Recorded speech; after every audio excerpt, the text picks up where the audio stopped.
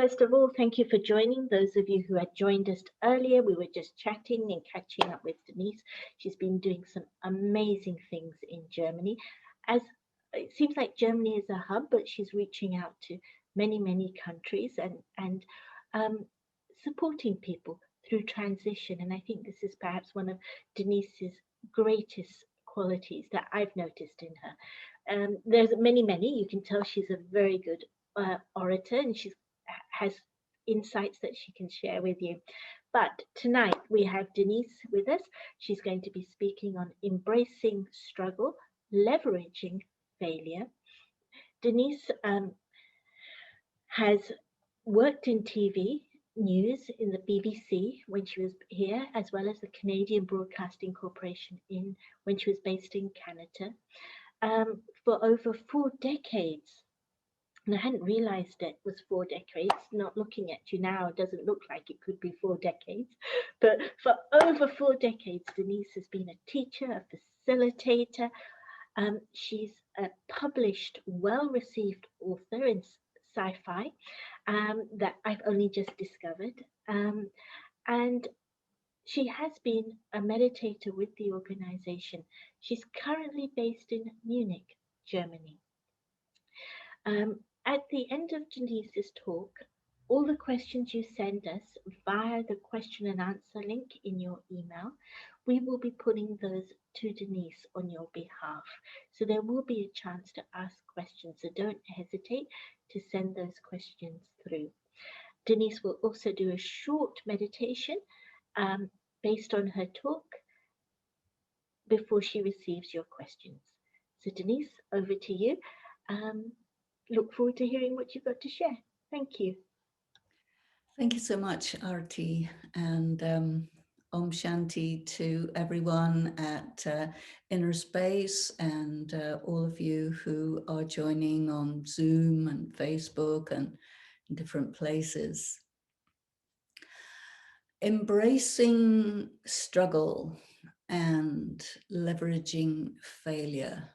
These are probably not necessarily the topics that you want to think about or that you're used to think about, but they're important because we have a word in spiritual practice of Raj Yoga, and that word is tapasya. It's a word from India, tapasya, and it means to strive. Sometimes we interpret that word as meaning practicing intense meditation, and that is definitely part of it, because whatever our circumstance is, very often there are aspects of it which are difficult and which we don't understand, and we will try to position ourselves vis-a-vis our situation, thinking, okay, this is the right position. But I don't know if you've ever had the feeling that you are not really sure whether your angle on reality is the best one or the right one, and yet that's the one you have. And if you want to really shift from your current state with all of its limitations and arrive at an angle on reality, the social reality that we are in, from a different angle, then you are operating a bit blindly, and it is a struggle because you are unsure. When you have very fixed ideas, then they may or may not be right, but because they're so fixed, you just go bludgeoning your way through with that particular angle on reality until things really fall apart and you get a really big sort of shock, or everything collapses and then you have to rethink. We are living in very chaotic times, very disturbed, unclear times where it's just really strange.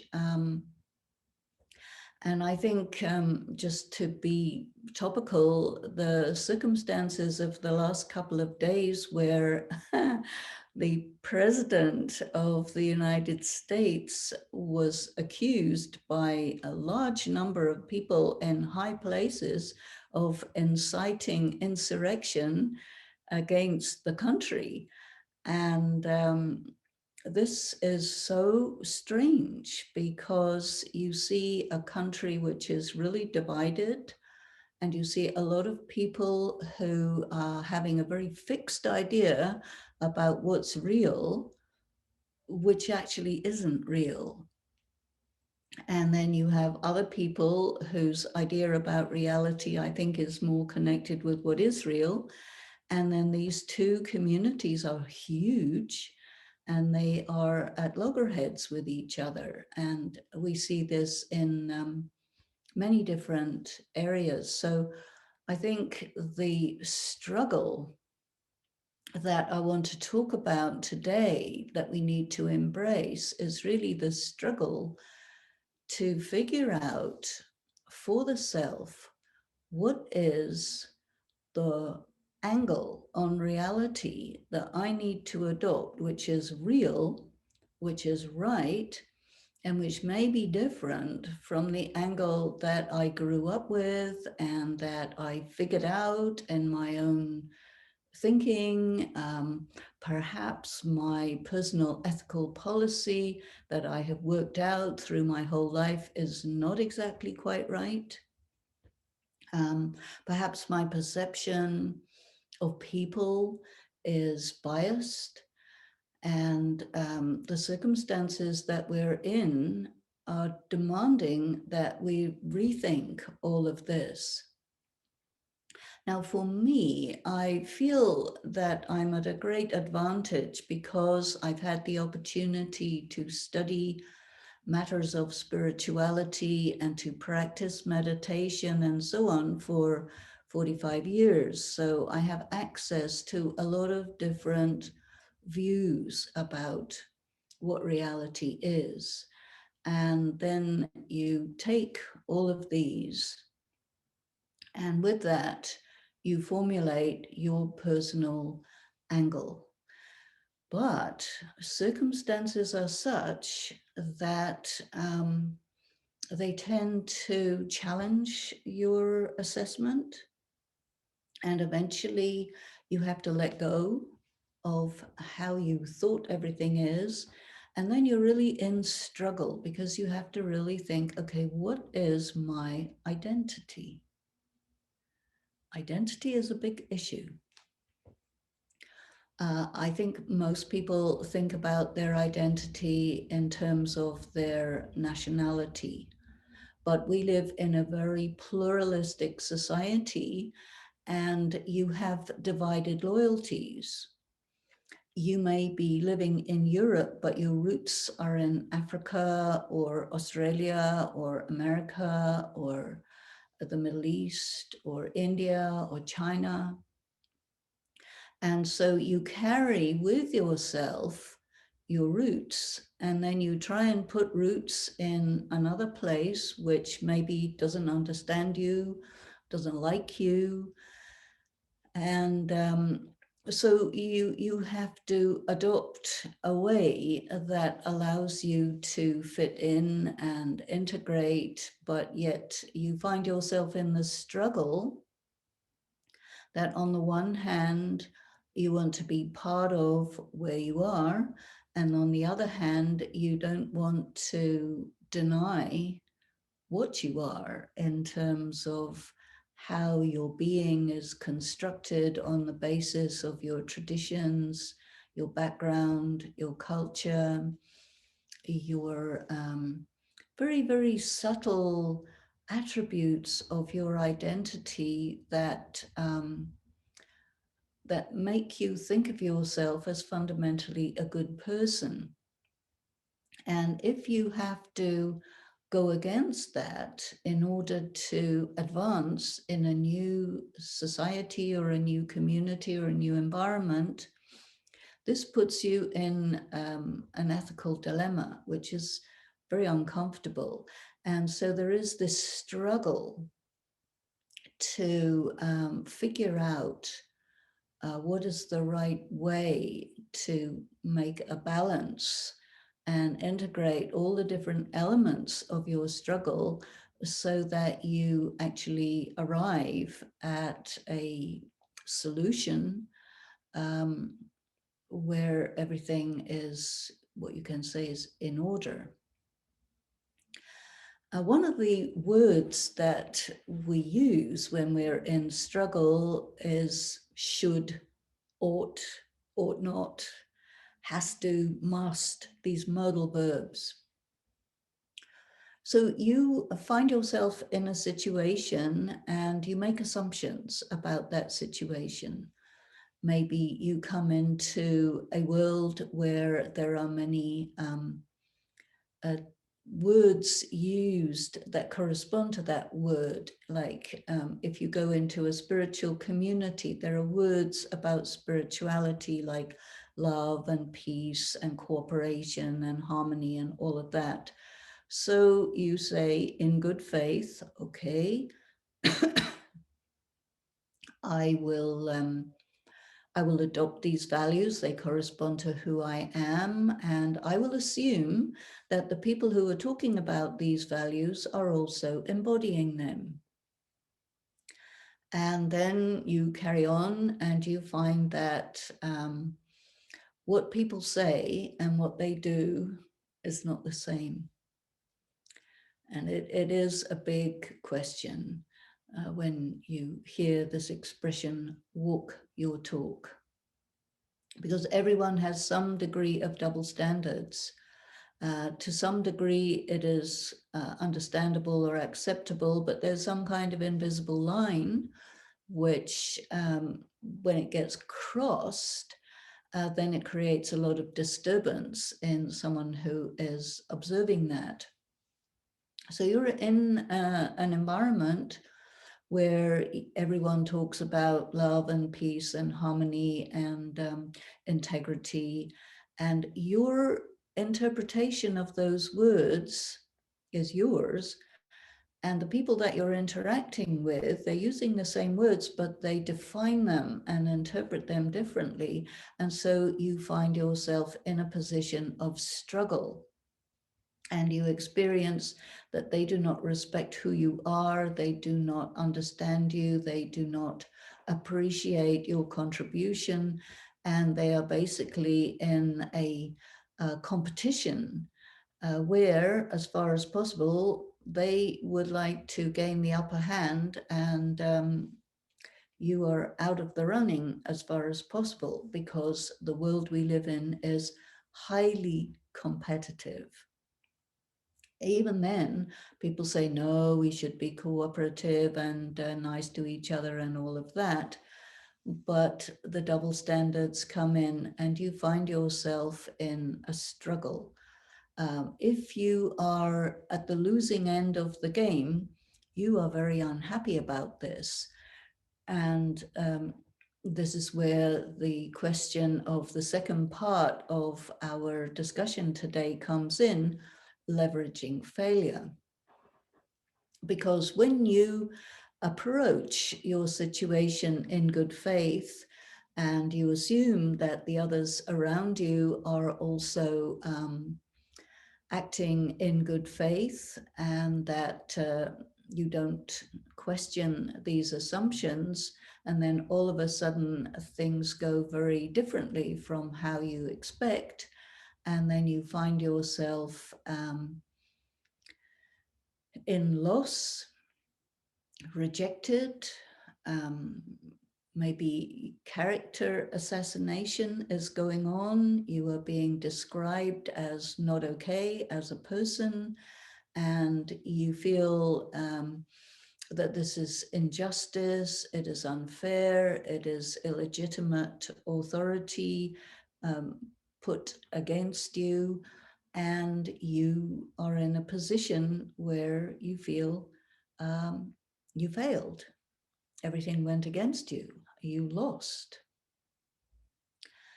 And when you look at this from the angle of spirituality, you get something quite interesting, which I would like to put before you, because I have used this. I think there's no single person who experiences success at every step and never any kind of failure. I don't think there's anybody like that. But some people experience more failure, or they're more sensitive to their failure. And so leveraging that failure and turning that failure to your advantage is something that is possible, definitely very desirable. And there are also some methods and techniques and approaches that are very helpful for this. So in a spiritual practice, we talk about the idea of being a spiritual warrior. We talk about the war against negativity and this sort of idea, which is quite classic, the war between the dark forces and the light forces. And there's always this idea that no matter how big the struggle is, it's always the forces of light, the forces of goodness, which will win. And then all of a sudden you find yourself, I'm the good person, but the bad people are winning and I'm losing. So how do I work with this? How do I use this to my advantage? I think it's safe to say that every single person has some degree of ego.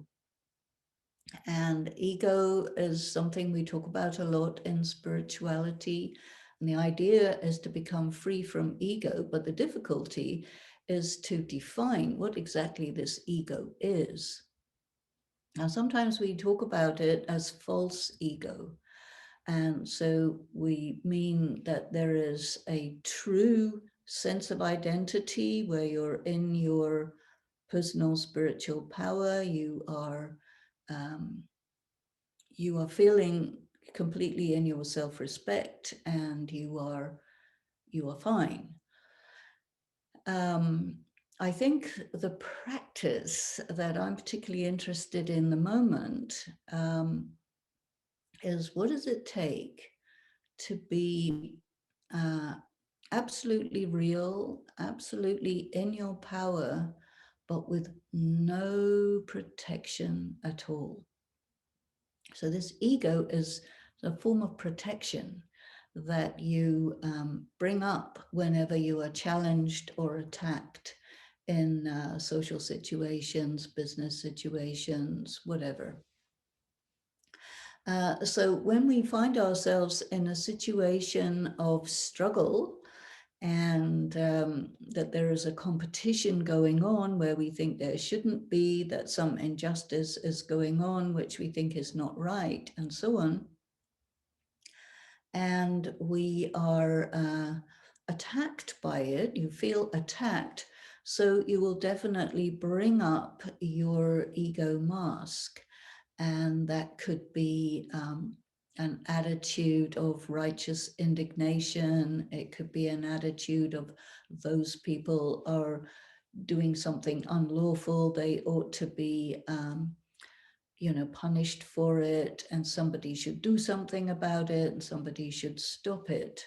But in spirituality, we say, okay, all of that may well be true, but it's not practical, because what we want to be done is not going to get done.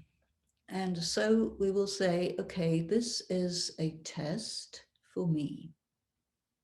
And what I need to do is figure out, and this is where embracing struggle is involved. It is a struggle to really deeply figure out, what is it about me that has got this whole thing wrong?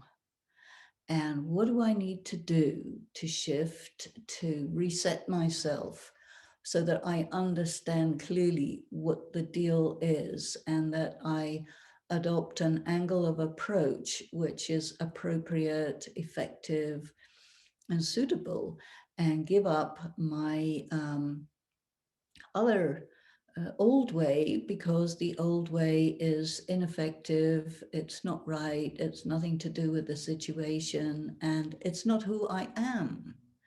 But there is a struggle involved in doing that, because you feel as though you're in completely alien territory. You're blind, you don't know your way around, and so you have to wing it. And usually when you wing things, it doesn't go very well.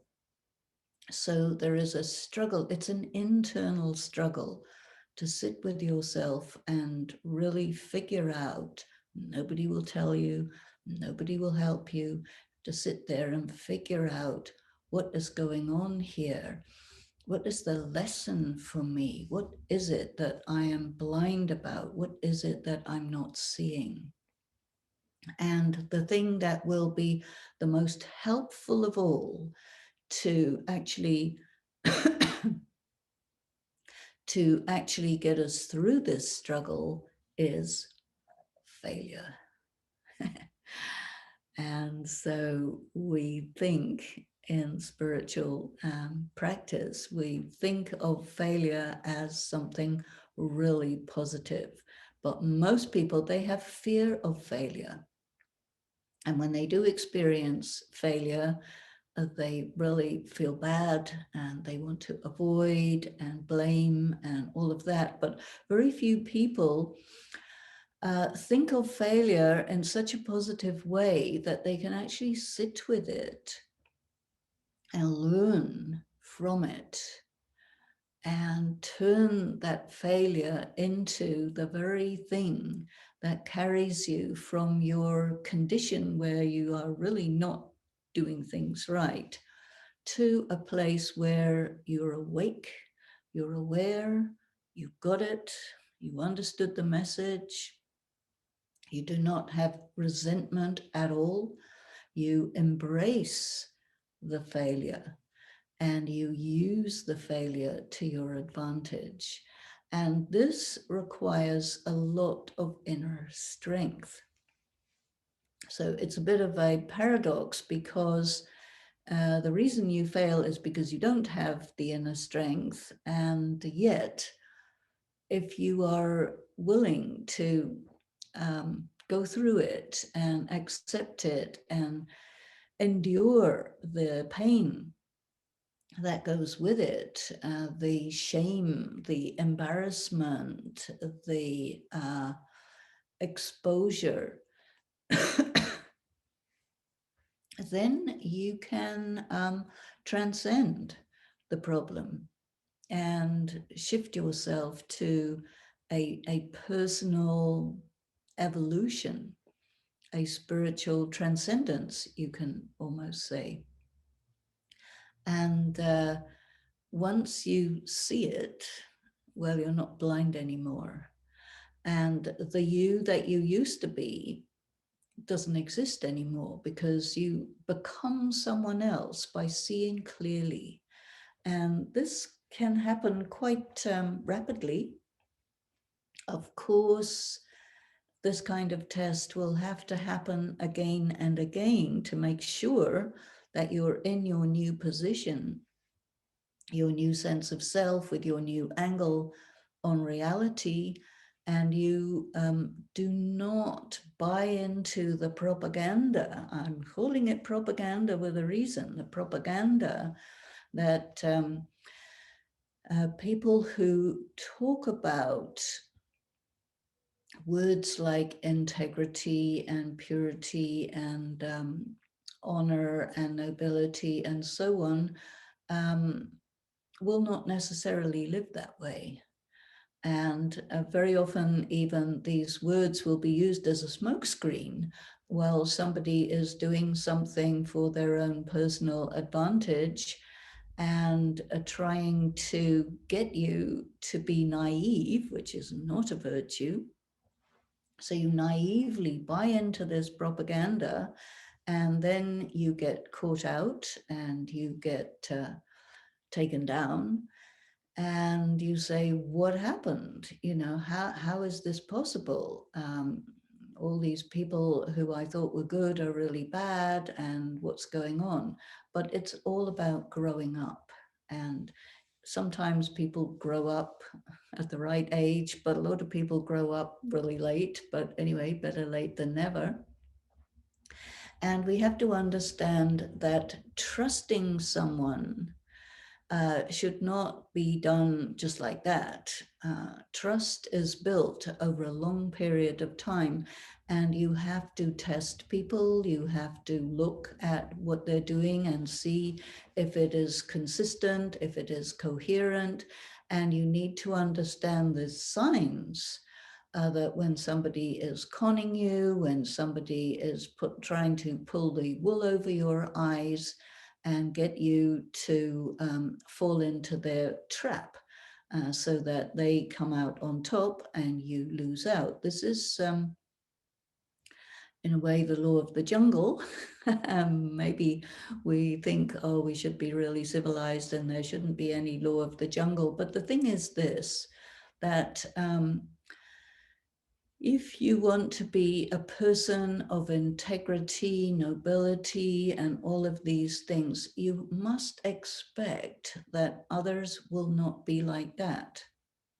And if you assume that everybody is the way you feel that you are, you may be under an illusion about yourself because you don't have what it takes to maintain that under attack. And you may be very deluded about other people's motivations. And so for this, you need a very good life experience. Life experience is second to none, good things, bad things, success, failure, all of that.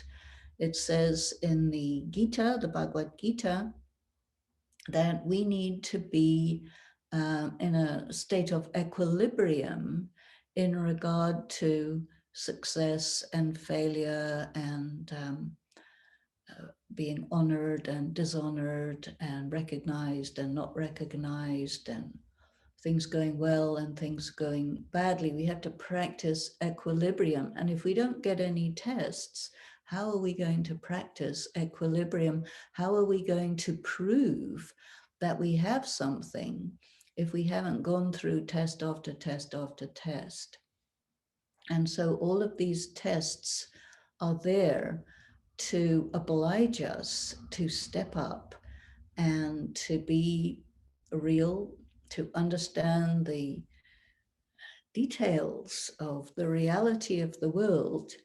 And we cannot be conspiracy theorists. That is also totally unreal. We cannot be idealists. That is completely impractical. We have to be realist. We have to be strong. We have to be noble and have our own personal ethical policy. And above all, we need to have the personal inner power to be able to manage when people get the better of us, and to immediately let go of any kind of negative feelings and get on with understanding what is the lesson here, what do I need to do so that I am refining my game, as it were. This is a game. It is a very intense competition, and we need to be competent. And all of our failures are designed to refine our way of handling all the things that are happening to us. And if we don't use our failures to our advantage, then we haven't understood the purpose of failure. So in spirituality, we look at things pretty differently from the way reality is usually presented to kids in school or in different religions or whatever. We have to be steely real. And the purpose of life is to become a competent, quality human being with resilience, with a willingness to build capacity at every step, It's all about relationships. And we cannot have an ideal relationship with everyone on earth, but we need to understand ourselves. We need to understand the people that we interact with, and we need to become competent in working out how to relate with people who do not have our best interests in mind, so that you do take care of yourself, but you are able to maintain cordial relationships, and that you really become the master of the scenes. We look at things as different scenes, like in a movie, all these different scenes, and you have to play the scene, whatever it is, but play it well. And there may be tension, there may be danger, there may be all sorts of things, but you have to play the scene well. And if you fail, you go back, relook at the scene in your mind, play it back, and practice. Okay, what did I do that was naive? What did I do that was incompetent? And learn from it to raise your level of capacity. And then you can be really genuine, real, and not under any illusions, not a deluded type of person.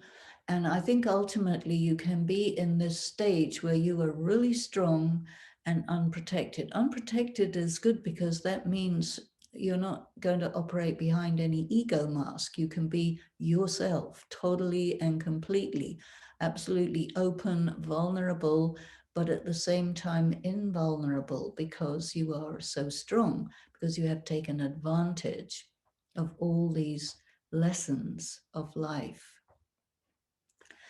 So I will stop there and let us have a few moments of meditation to think about these things. Think of yourself as a pure, peaceful, loving, powerful, and blissful being of light. This is your identity.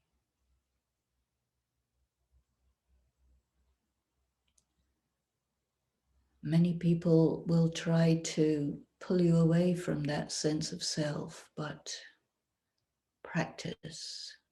This is what I am. This is who I am.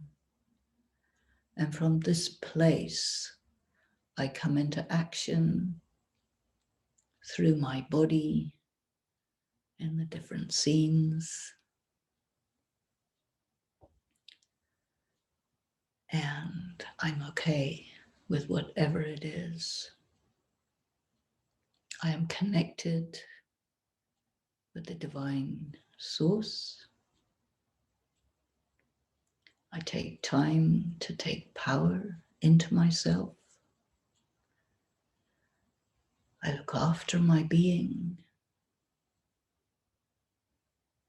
And I go into action, circumstances, fearlessly, and look at everything like a divine comedy.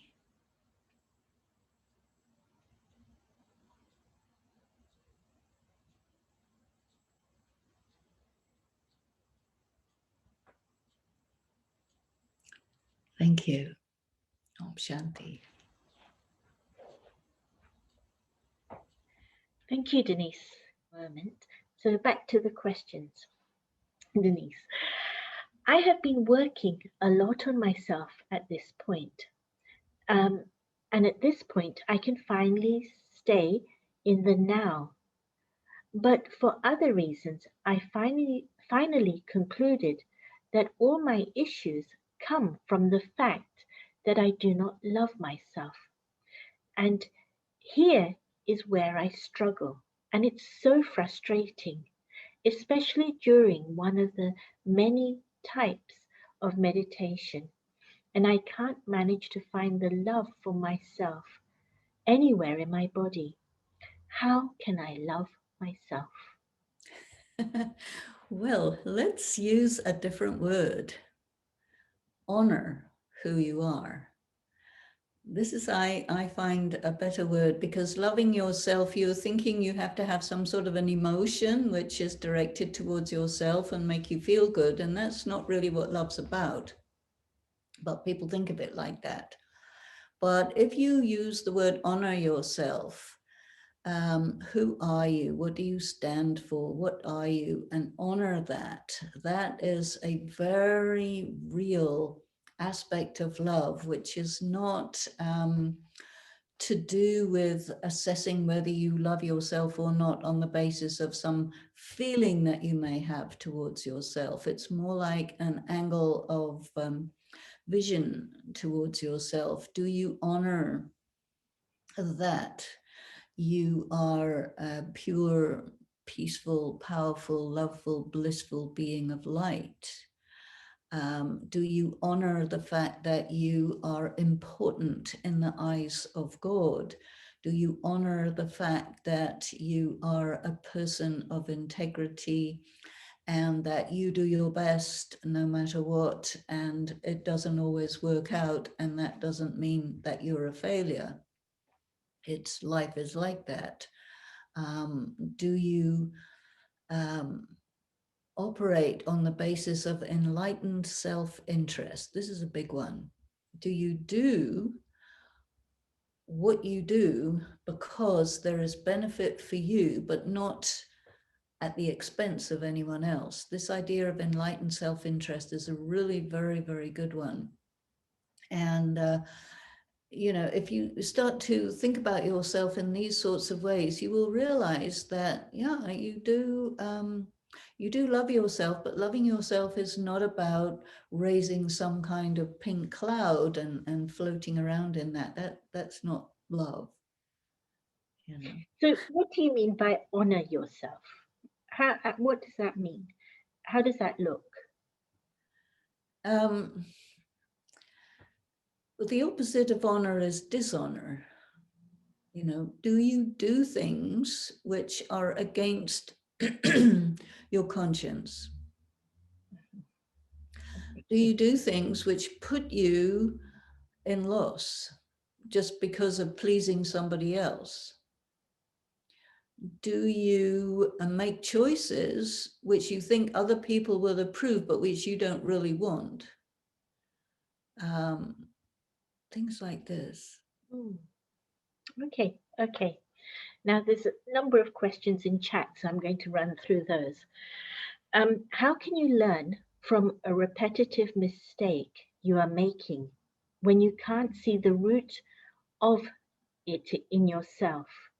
It's a blind spot to you, and you are not able to ask others. You're in the same mindset that you made the mistake. So, how can you get to a level so you can see and learn from it? Well, I would say go to the University of Life and you will get some punch on the nose, which will wake you up and let you know. And it's not that you're not able to ask others, it's that you're not willing to ask others because you don't want to hear the truth. And so you need to change that and tell yourself, okay, I am willing to hear the truth at any cost because I'm fed up with this repetitive situation. Once there's an expression, when it's more painful to stay doing what you're doing than to face doing what you're doing, that's when you're ready. Okay. All right. So maybe it's bad enough that you can open up and say, okay, now what's my problem? And you'll get 1,000 answers. Okay. All right. Next question. Why is it difficult to forgive others' mistakes? Why is it more difficult? No. Why is it difficult to forgive others' mistakes but not our own? Because you've been reading the propaganda. Actually, I think you don't forgive other people's mistakes, but you believe that it's good to forgive them.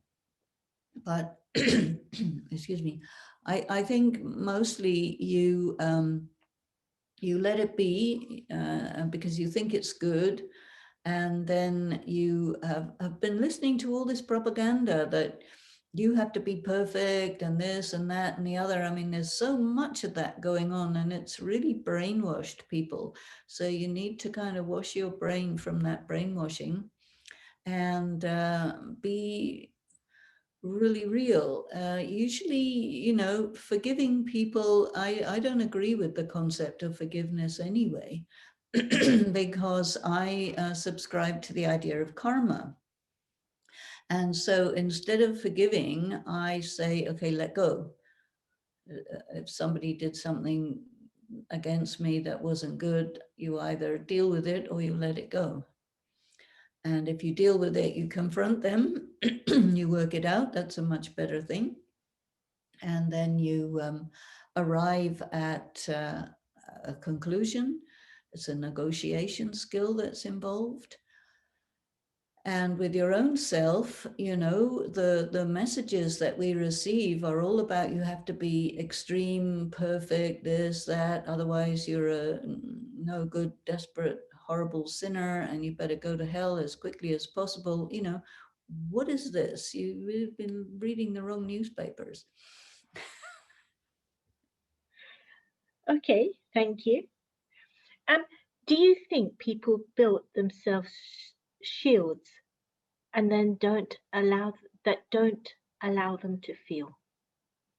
Well, of course, this is the ego mask that people have got. This is the carapace. This is because you're sensitive, and also because you haven't had the necessary, I think, education that allows you to become strong without protection. This is my interest in the moment, is make yourself strong with no protection and try, even if you get sort of taken out a million times, but you'll get strong without protection. It's a very good space to be, but it's very difficult because you have to be really strong.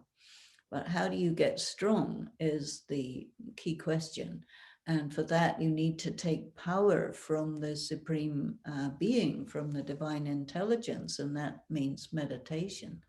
That's why we meditate, to take power so that you can function as a card-carrying human being in a world where there's a lot of difficulties around, a lot of challenges.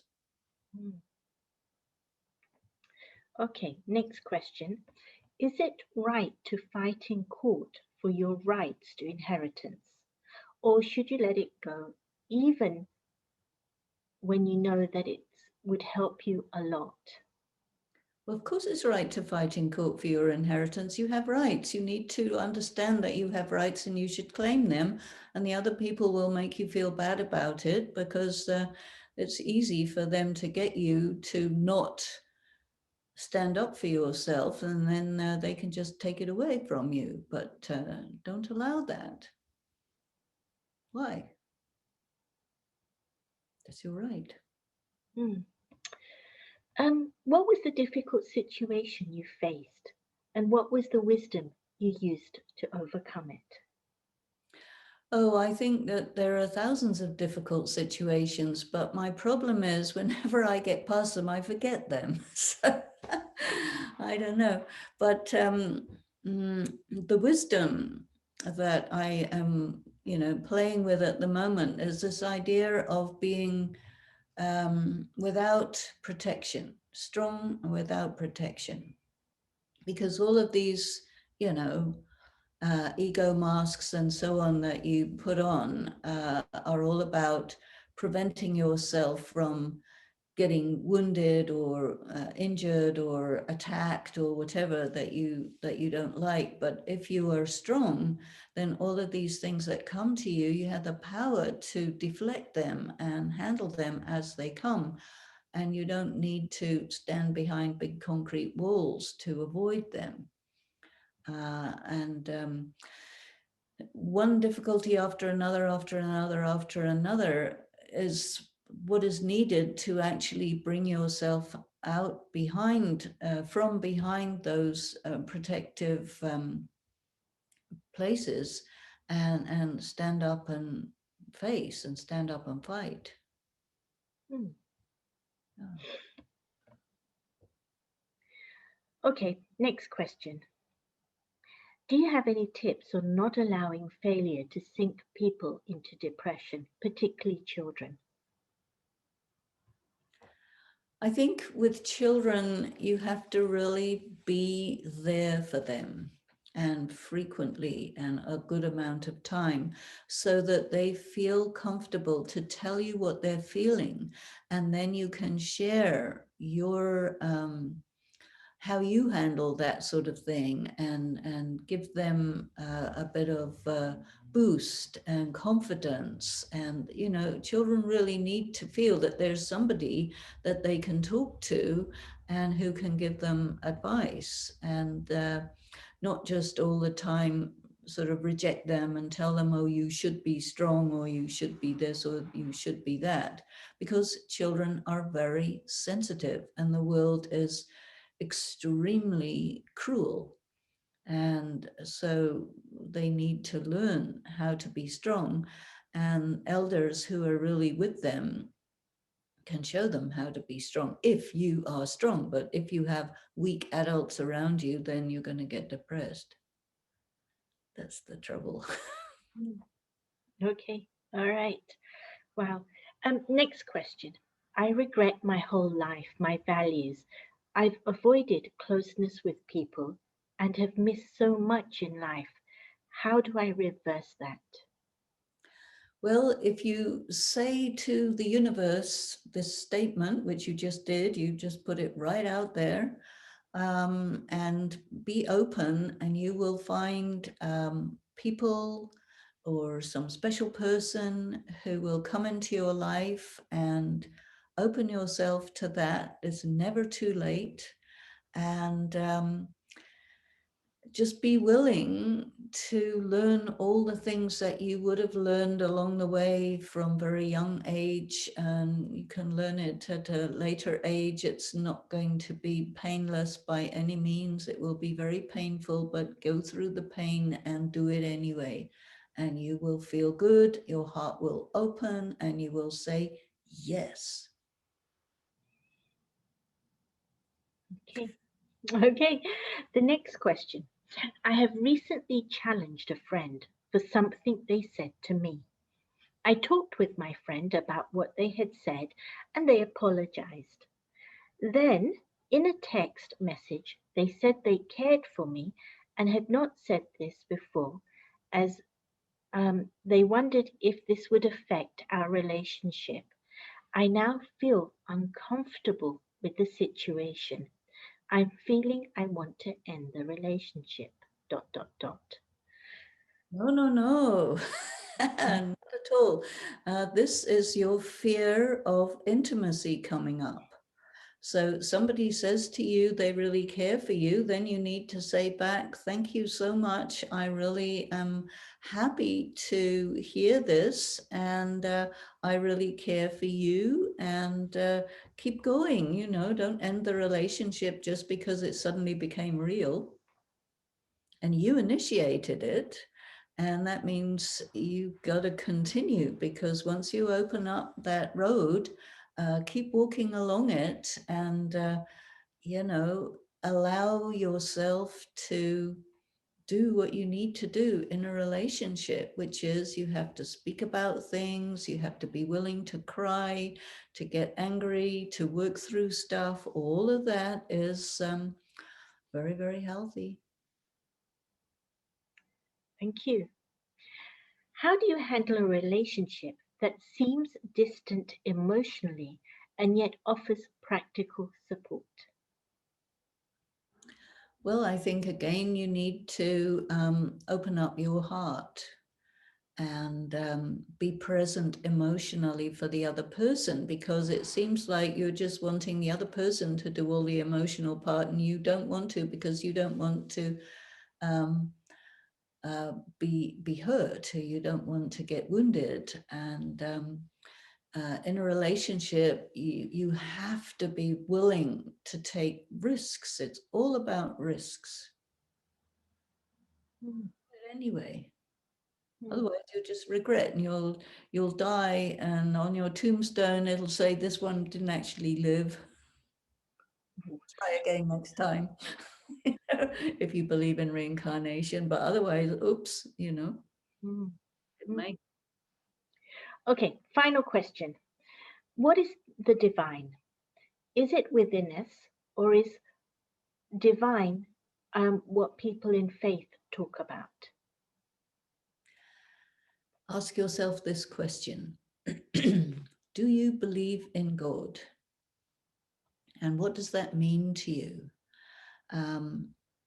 Because there'll be somewhere inside you some sort of a knowing, but you have to go there and ask yourself, what do you really think? And you can find different approaches to the divine in different books. Different religions have different ideas, and you have to decide what you think. And I think also speak to that which you think is the divine. Enter into a conversation, because you need to know, you have a right to know, who is that? What is that? Where is that? The ancient age-old questions. But unless you ask the questions, unless you really sit with yourself about this, you really don't know. What do you think about life? What do you think about death? Who are you? Who is that? What is existence? Metaphysical questions, deep, but very important. And this is what we are all about in the spiritual practice of Raj Yoga that we do, myself, Arti Ben, and those around us. Okay, I did say that was the last, but there's one more come in, so I'm going to ask you it. How how do we stand fast on the onslaught of SJWs? I don't know what that is, but let me finish. Who want to relentlessly prove their own virtue while bullying others, and who may look at things objectively, who look at things objectively. It's seeping into media, institutions, as you say, propaganda. For example, the fourth wave of women's feminism, much of which wants us to divide men and women and portray all men as patriarchal. These are people playing out the trauma, as you say, but many people are now terrified of speaking against it. It would be nice to know, what is SJW? Can you ask them to spell it out? And let's see if they do. But, take the expression that you raised, patriarchal, all men are patriarchal, but there's tons of patriarchal women as well. And the society that we live in, when somebody gets born, they ask, what is it? They never ask, who is it? Is it a boy or a girl? So Okay, somebody's explaining SJW, social justice warrior. Thank social you. warrior. Okay. Yeah, thank you very much. Well, this is again an angle on reality, but then I think if you don't agree with it, and not everybody's going to agree with it by any means, you have to be able to articulate what your position is and represent yourself. And you don't have to engage. This is just the latest flavor of the month, you can say. As Andy Warhol said, you get your 15 minutes of fame and then you become obsolete and then something else comes up. I think it's about every 30 years it changes. But going back to the patriarchal men and the fourth wave feminists, in spirituality, we say, I am a being of light. And I have a body which could be male or female, but I am not my body. And to actually get into the identity of the self, independent of your gender, your nationality, your race, your culture, your language, your religion, and just be purely a human being, a spiritual being in a human body in the material world, engaging in a very challenging world, and then connect yourself with the supreme source, the divine source, and take power, because you need power to deal with all these things, and also study to really understand what you are, what you stand for, who you are as a spiritual being. And then I think you'll be able to finally be in your power and represent yourself and not take on other people's baggage. Mm-hmm. Okay, are you okay for another one? All right. Okay, I feel guilty about two relationships I was in I was in years ago. It has been so long, but they continue to nag me. One is with a brother I don't have contact with anymore. I was abusive to him as a child. The other is a friend with whom I was unable to be honest about my perceptions of her, so I sabotaged the relationship. Should I keep trying to let them go or do something to make amends? Well, it really depends on the circumstances. I think if you know the people and they're still alive and they're in your contact, then it's very good to sit down with them and just say what's on your mind. Um, because definitely there's something on your conscience, and it's good to unburden yourself, but also make yourself strong so that whatever their reaction is to it, you're able to manage it, you know. But I think if some unfinished business is there, you should definitely try to take care of it. And I would not go for this word guilt. You know, I'm dead against guilt. Guilty feelings, you know, you're either guilty or you're innocent. It doesn't require feelings. But to me, you know, when you get a feeling of guilt, you should only really hold on to it for about 1 second. 2 seconds is too long, because a feeling of guilt is a message from your conscience that said, don't do that. And if you did it, don't do it again. But just going guilty, guilty, guilty, guilty, that actually drains all of your spiritual energy. So it weakens you. It doesn't really do anything else. But if you have something on your conscience and you would like to make amends or take care of it, open up the subject, then you definitely should, because it's not going to go away. And handle the unfinished business is good. Do it with courage, with patience, and fortitude. Lovely, lovely, lovely way of ending. Thank you.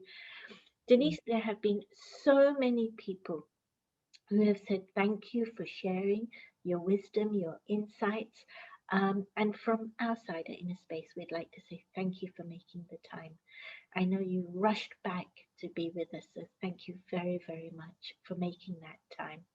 And we hope to have you again in the near future, for sure. Thank you so much.